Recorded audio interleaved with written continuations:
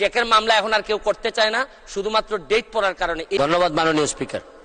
মাননীয় স্পিকার, আমার মাননীয় মন্ত্রী মহোদয়ের কাছে আমার জিজ্ঞাসা, ঢাকা শহরে মানুষ আছে 2.25 কোটি, কতগুলা থানা, কতগুলা জেলা, ইউনিয়ন, অথচ আমাদের আইনে সাকসেশন সার্টিফিকেটের জন্য সাকসেশন কোর্ট আছে মাত্র একটা, এবং এইটা আমাদের জন্য জানেন নামজারি, শেয়ার ট্রান্সফার, উত্তরাধিকার সবকিছুতেই আমাদের সাকসেশন সার্টিফিকেট লাগে। আপনার কি মনে হয় যে এই সারা ঢাকা শহরের জন্য একটা সাকসেশন কোড যথেষ্ট কিনা? আরেকটি হচ্ছে কি 138 এর একটাই প্রশ্ন। ধন্যবাদ। একই সাথে রিলিভেন্ট স্পিকার, মানে স্পিকার আপনি আইনের মানুষ, ওই 138 এর চেকের মামলায় এক একটা ডেট পরে 1 বছর পর পর ঢাকা শহরে চেকের মামলা এখন আর কেউ করতে চায় না, শুধুমাত্র ডেট পড়ার কারণে। এই ব্যাপারে আপনি কিছু সিদ্ধান্ত নেবেন কিনা? ধন্যবাদ মাননীয় স্পিকার। ধন্যবাদ মাননীয় সদস্য। মাননীয় মন্ত্রী। ধন্যবাদ মাননীয় স্পিকার। মাননীয় স্পিকার,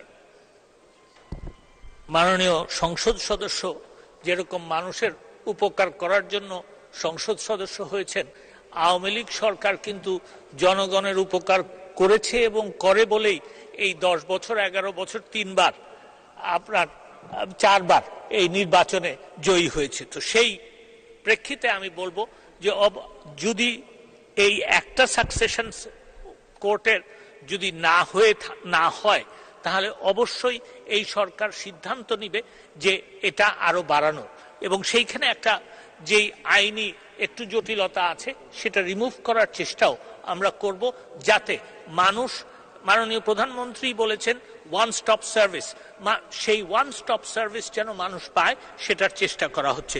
দ্বিতীয় প্রশ্ন যিনি যেটা করেছেন, প্রথম কথা হচ্ছে যেটা ওনার আমার মনে হয় অনুধাবন করা উচিত যে বিচার বিভাগ স্বাধীন। তো সেই প্রেক্ষিতে আমি বলতে চাই যে section 138 of the negotiable instruments অ্যাক্টের যে মামলাগুলি, সেখানে জটিলতা হচ্ছে। আমরা চিন্তা ভাবনা করছি যে এই আইনটার এবং বিশেষ করে এই ধারাটার আপনার সংশোধন করার জন্য, এবং তড়িৎ যাতে মামলা শেষ হয় সেটার ব্যবস্থাও আমরা নিচ্ছি।